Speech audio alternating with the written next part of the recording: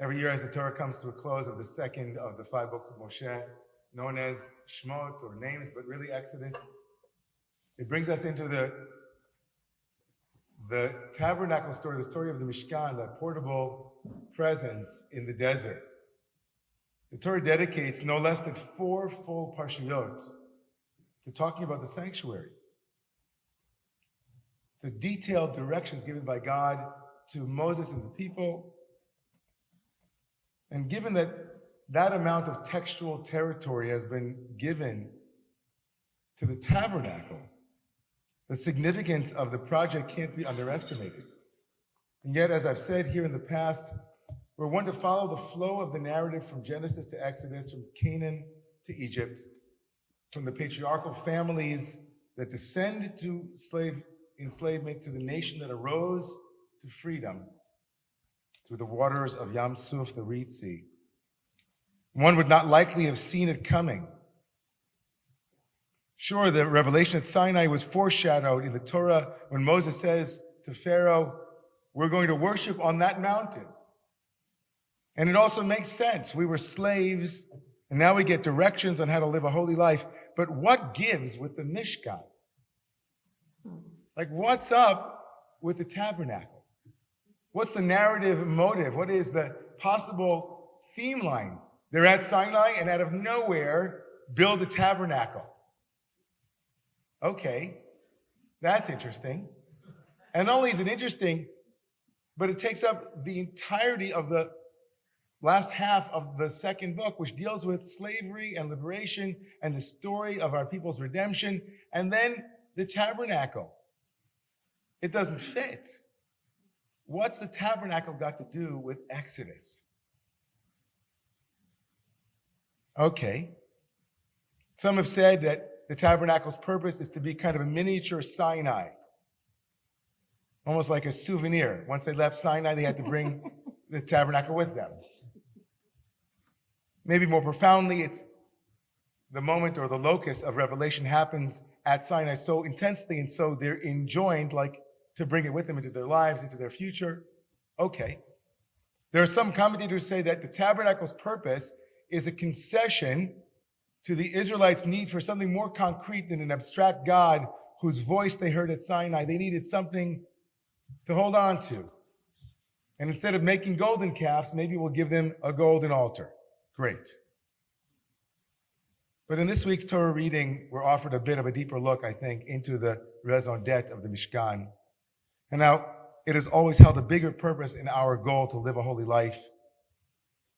And in order to understand it, we have to know that tomorrow morning's Parsha, the reading tomorrow morning, which is the beginning of the end of the book of Exodus, as I said, begins oddly. Moshe gathers the people around, Vayakel Moshe. Moshe brings Keilah, brings the community together.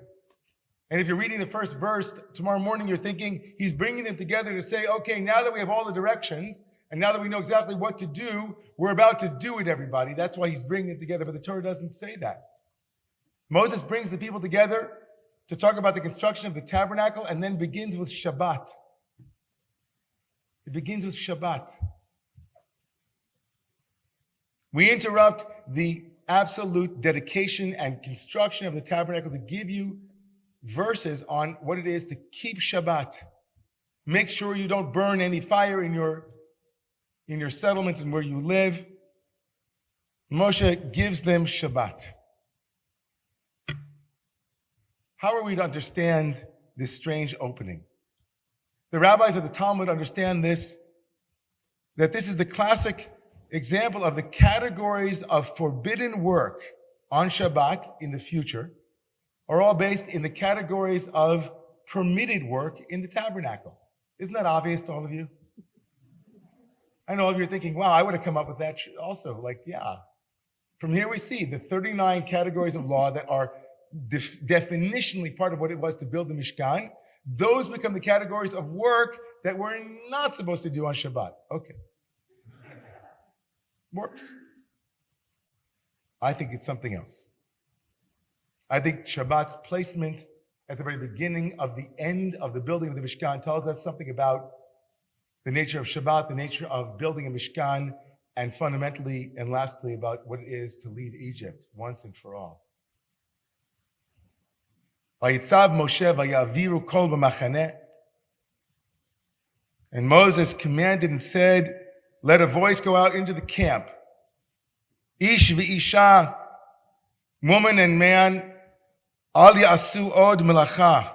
Don't do one more thing, litrumata mishkan, for the sake of a gift for the tabernacle. Vayikaleya am mehavi, and the people stopped bringing. At the heart of the narrative of the final moment of building the Mishkan in the desert, this tabernacle whose purpose, whose deeper purpose, not yet sure. There's a yearning, a desire from the people to bring as much as they can. They can't stop. Once the floodgates have opened, once the spigot has been turned on, they just bring, and they bring a capital campaign worthy of the greatest capital campaigns that have ever been run. Just the whisper of it, and all of a sudden it was, enough is enough. Enough is enough. Moshe sends out a messenger and says, stop. Too much. Chapter 36, verse 7, V'hamlacha hayetad dayam. And the mlacha, what they brought was the word, you can hear it from the Passover Seder, dayam, dayenu. What they brought was dai. It was enough. It was so much, it was enough. And then the last word, it was enough, l'chol hamlacha la'asot ota vehoter, and extra, surplus. At its face, prima facie, this verse is kind of simple. Euphemistically means more than enough. It was dai and hoter, extra. But for the commentators throughout the last 2,000 years, they got caught on that phrase. Was it dai, enough, or was it extra? If it was extra, it wasn't enough, it was more than enough. Was it enough, or was it more than enough? Now you might say to me, oh, please. It just means there was enough and there was left over. But for the rabbis of the Talmud, the Midrash, Kabbalah, Hasidism, the last 2,000 years, they have struggled to understand the paradox of something that can be enough, but then more than enough. Dai v'hoter. I remember there was a point in the last couple of years, Ariel, my wife knows, and people in the shul know that I was obsessed with the greatest shul man, the great showman. It was it wasn't a slip, I was joking, but the greatest showman. I gave a sermon on Kol Nidre, right? About that intense moment at the end of the movie where from now on, at the heart of all change, there's a moment where we say, from now on, it will be different, from now on. And there's a song that I don't know, people have seen the movie. I'm sure Eden has seen it 1,000 times, could tell us about it, where one of the characters sings a song called Never Enough. Anybody know that song? Ever hear that song? Never enough, never, never, never enough, never, never. All the shine of 1,000 spotlights, all the stars we steal from the night sky will never be enough. Never be enough. Towers of gold are still too little. These hands could hold the world, but it will never be enough. This song sung by this character, at least to some extent, is a song of an empty ghost, a sense that no matter how many times she or anyone would be on stage, it would never be enough adulation, enough adoration, enough applause. It could never, ever fill the hole at the center of the soul that can't ever, ever be filled by that which is really not what it's looking for. Never enough. Stars and Golden Globes and Olympic medals, it would never be enough. If I'm empty in my core, it won't be enough. At the heart of the Mishkan project is a desire to give and to give and to give. At the heart of the human project, of the creation project, the tabernacle, we're told, is a microcosm of the world itself. It uses the same language in the Torah as God's creation of the world in the first chapter of Genesis. To build the tabernacle is nothing less than to build the world just as God herself did. And at the heart of this Build the World project is the recognition that people want to keep building. And they will keep building until some leader, someone strong enough who knows that to build and build and build, to always say it can't ever be big enough, strong enough, gold enough, gorgeous enough, perfect enough. I can't ever have my name on enough buildings in gold. That kind of insatiable hunger at the heart of an empty ghost is dangerous. It subverts the Mishkan project. It undermines it. It undoes it. Someone who doesn't know how to say enough. Someone who's never heard that you know you can ruin a thing if you keep adding to it. And not only that, it will never stop. When will you be rich enough, strong enough, secure enough, right enough? You'll spend your whole life and it will never, ever be enough. Because it couldn't ever be enough. The rabbis say in the Talmud that one of God's holiest names is Shaddai, Shin Daled Yud, Shaddai. Anybody ever hear that, Shaddai, that name, Shaddai? Probably from the ancient Semitic word for breast. It is God as nourishing, God as giving. But the rabbis play with that word and say it's actually an acronym for Sha'amar Le'olami Dai. That God said to the world enough. And in the rabbi's imagination, the world was mitpashet. It was going and going and going. God began to create, and God's infinity said it's going to create infinitely. And then God had to scream, says the Talmud, and say, okay, enough. Enough.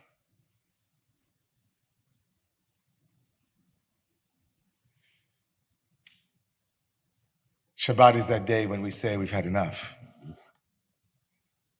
At the heart of the Mishkan, at the heart and the beginning of this week's Torah portion, when Moses is about to tell them all about how to build the world, how to build a society, a culture, build a family, build your career and your resume, Moshe says, make sure you have Shabbat first.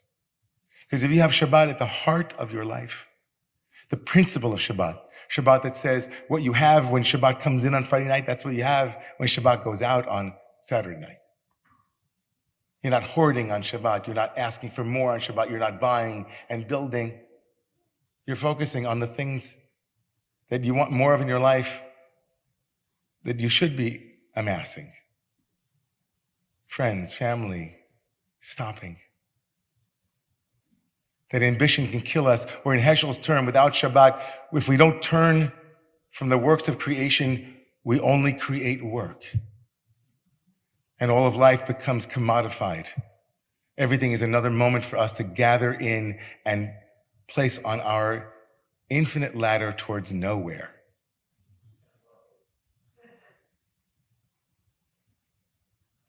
So, of course, as we begin to build the Mishkan, Moshe says, stop everybody. Make sure you have you have enough. Make sure you don't get lost in the world of Mishkan building.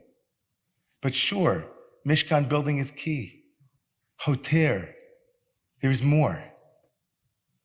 It won't be enough for you only to have enough. You'll work during the week. You'll want to work. You'll want to grow. You'll want to expand. But if you don't have Shabbat, if you don't have some principle that grounds you underneath it all, then you will always be a slave. The end of the book of Exodus ends with a Mishkan to teach us that just as we went down into slavery from the land of Canaan, if we want to go up out of slavery, we have to go up with a sacred tabernacle with Shabbat at the center. Because if we leave Egypt only to serve all the other forces that will rob us of our dignity and of our humanity, then we are also still slaves. Shabbat is political warfare, to use Audre Lorde's term. It is the ultimate self-care of our human image and our divine possibility. And so, of course, it's going to end that way, everybody. Mishkan building invites that. It's hard not to think, as we watch yet another megalomaniac, yet another man drunk on power, yet another leader who puts more at the center of everything that he has done, who sees danger everywhere and yet another nation to usurp, with all of the political and complicated nuances of the geopolitical realities, we are at our hearts seeing what happens to the human being when they do not know when to say enough, when to rest in this teaching of our Torah. All that is sacred, all that is holy to us is being violated at each moment as we sit here. And its repercussions, its profound repercussions, its ramifications, seen and unseen, will ripple to all of us. And the Torah screams to us, build the world, build it, conquer the world, but put Shabbat at the center. Put love and God and compassion and the values of the sacred at the center, or you will be eaten alive by your greed, your ego, your ambition, your insatiable appetite for never enough, never enough.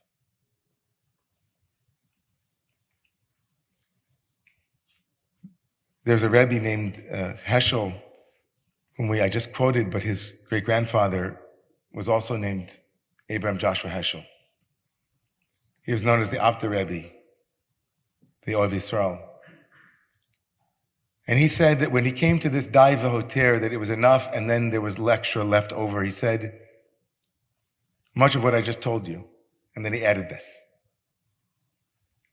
He said, another meaning of it was enough and there was left over is that in each and every generation, each of us does what we can do. But no matter what we do, we can't finish the work. And there will be leftover. And that leftover will be up to the next generation to come along and pick it up and finish what we've started. The tabernacle was enough, but there's always room for others to join and become partners in building a world. Isn't that what it's all about? Isn't that what it's all about? I know that tonight, all of our hearts and minds are in the global realities. But I also think in my own personal life, I sometimes ask myself, where have my ambitions for more gotten in the way of my being in Shabbat? This was a week for Romamu in our local community where some programs that I ambitiously wanted to see Romamu manifest have unfortunately, we won't be able to keep going with some of them. You'll learn about that in the coming week. Nothing horrible, everybody, we're okay. But I see clearly, lahavdil, that sometimes I got ahead of myself. I also wanted more. More for me, more for this community, more for Jewish renewal, more for God in the world through Ramamu. And I learned a lesson that, not everything that you want to have happen in the world has to happen through you. There are a lot of things that have to happen in the world that we need one another to make manifest. And when God said to the world in our myth, enough, it wasn't just that God said enough as an expression of enoughness, but also enough because from here on, I'm giving it to you guys. I can't do it all, God says. I need your partnership. That the tabernacle at its heart is a project not of human despair, but of the possibility of lifting one another to do the work. We don't want to do all the work, because then there would be nothing left for us to do together. V'asu li mikdash, make it together, God says. So Moshe began with Shabbat, and so it is. May the blessings of Shabbat, this Shabbat, bring a modicum of comfort to us as we hold this space in recognition of the radically profound ways that saying enough can change our world and the world around us, yet holding also the imperative to do more to help those who need, holding them in our hearts this Shabbat and pledging to do what we can to bring about a world that is truly built on chesed, on loving kindness. Please rise if you are able.